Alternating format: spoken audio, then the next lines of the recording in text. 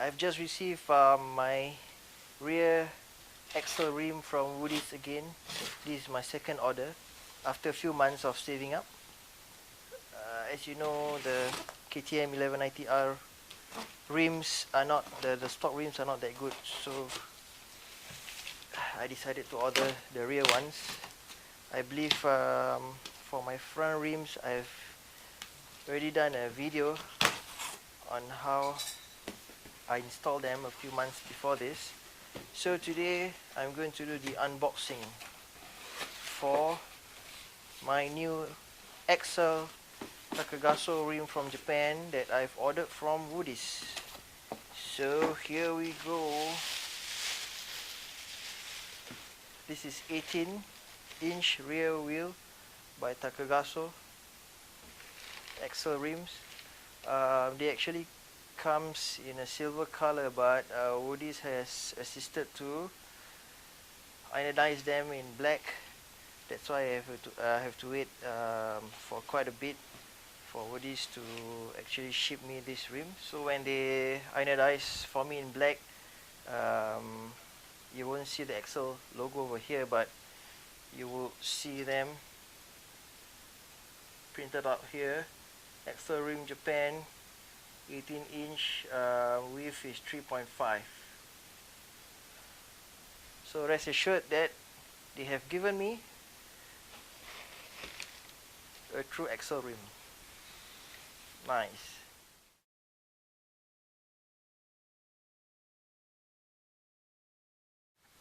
Okay guys, I've taken out the stock KTM1190R rear rims, and before that you need to open up the tubeless gasket for this rim. So after you manage to peel the sides, just use some force to peel it off.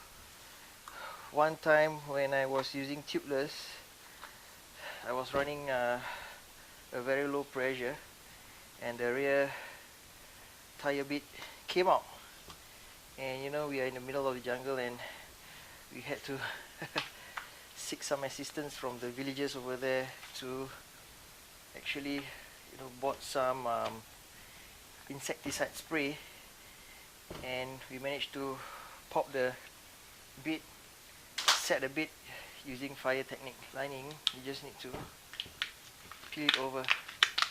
It's quite easy to remove the first layer. This to protect the nipples from touching the tubeless rubber.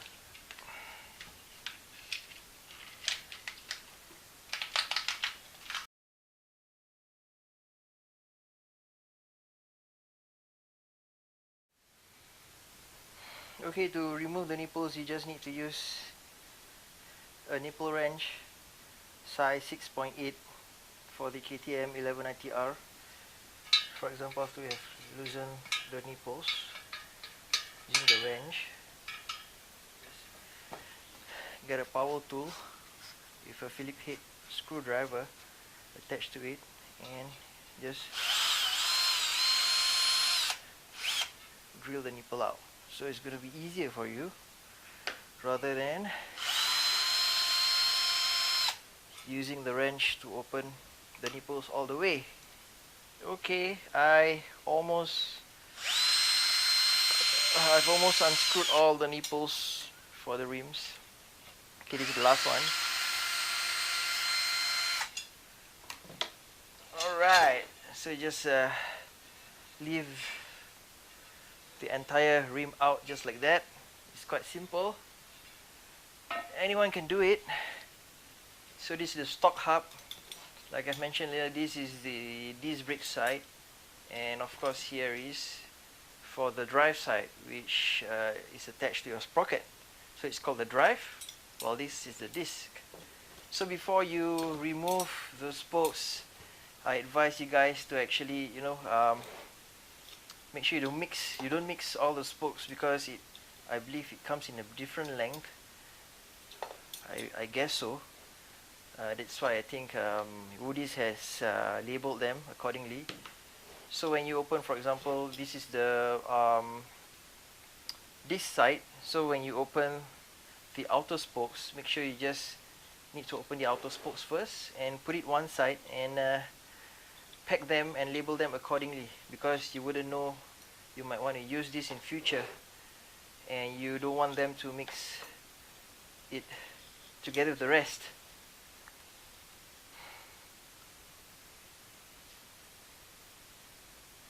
I'm just going to label this as outer disc spokes times 9. So just gonna put this in, you know, and later I'm just gonna use a rubber band to tie this thing up so I won't mix them up round. Okay, that's good to go. Okay, next I'm just gonna open the inner side for the disc brake.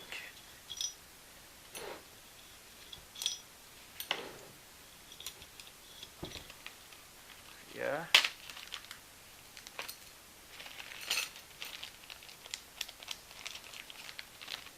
Just put that to one side, and I'm just gonna turn around disc length.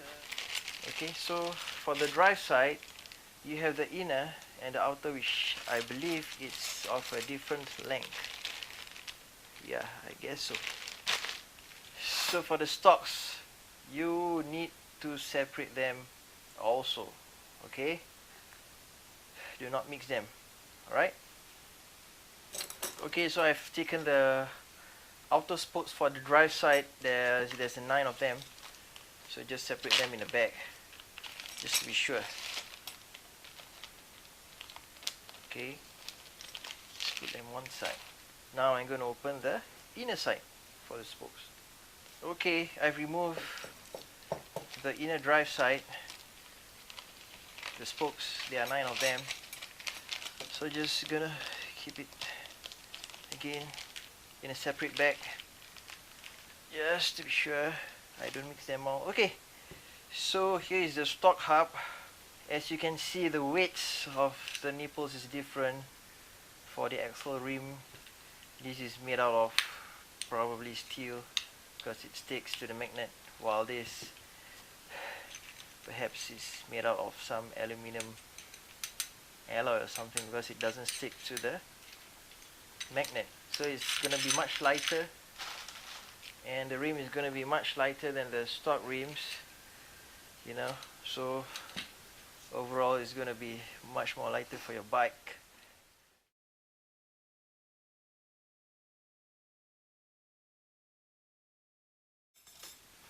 Okay, I've taken out the spokes and I'm going to lace it from the drive side. Woodies has helped me label the rims earlier. This is the drive side, so your hub, you know, where your sprocket is going to be at, it's going to be aligned towards the rim and the hub facing up. Okay, and I've taken out the spokes for the drive side. This is for the inner, and the other 9 pieces for the outer. Okay, like I mentioned earlier, this is for the inner and this is for the outer. The inner is you know, closer to the center of the hub, where the outer is towards your sprocket. And in comparison, these two are of different length. Okay, this is for the outer and this is for the inner. As you can, this is for the outer, this is for the inner. As you can see, it's different length. Okay, the outer is slightly longer than the inner by a few millimeters. Okay, so when you insert on the inner side, make sure you insert the area where the groove is at, because at the other side of the hole there's no groove. So insert it at the groove side over here. Okay,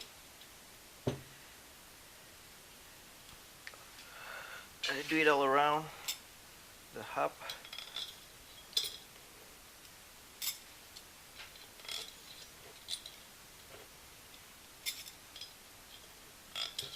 Okay, here it is. Okay, so just to check whether the orientation is correct. For example, if you were to insert your spokes in the inner side, that means it's going to be aligned to this particular hole over here because the angle is pointing towards that particular spokes. Okay, make sure all of them is there. Okay, as you can see, all the other holes are of different angles. Okay, they have calculated for you accordingly, so make sure it's all oriented correctly and placed accordingly. So that means my orientation is correct. So I'm going to insert the outer spokes. Okay, to insert the outer spokes, just insert it from the opposite side. So it does make sense, right, to insert it on the opposite side. Okay, it's nice. So time to check the orientation. Okay, now for the fun part. Next is to get your hands a little bit dirty using the all-purpose anti-seize. You need to coat this at the spoke threads. This is very important, because if you don't do this, hold on, let me remove the rims so that it don't get scratched. Let's put it at one side. You know, because if you don't do this, eventually the thread will get rusty and you will have a hard time dismantling the spokes or changing the spokes or removing the spokes from the nipples in future. So make sure this is okay. After you align the hole to the spokes, just insert the nipple in and screw it up. Do not tighten it first. Just make sure it's been locked in.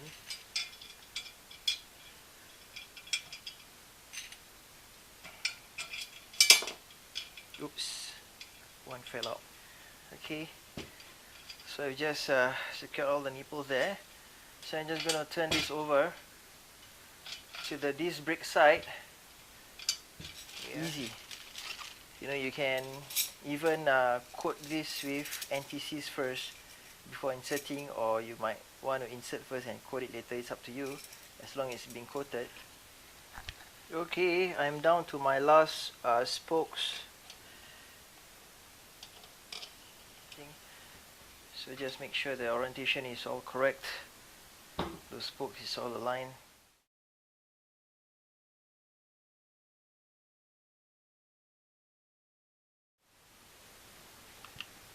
Okay, I've set up my rims at the trim stand, and I've already through the wheels. It seems okay.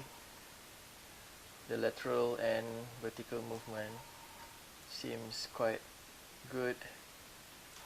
And after this, just gonna tighten up the spokes, and we're gonna fit the tires in. Right.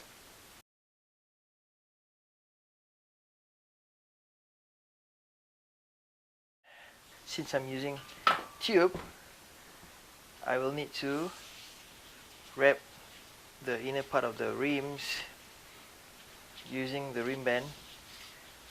Let me align it to the hole here. Alright, looks good. Okay, I'm currently assembling back the disc brake, the rear disc brakes. Make sure before you put the screws in, put a little bit of Loctite on the threads. Okay, before fixing the tires, I would normally like to put a little bit of powder in the rims to minimize any friction between the tire to the tube. Alright, I've already fixed the tires to the wheels. It looks great. We shall see how it performs and we'll see how it goes. Alright guys, see you again later. Bye bye.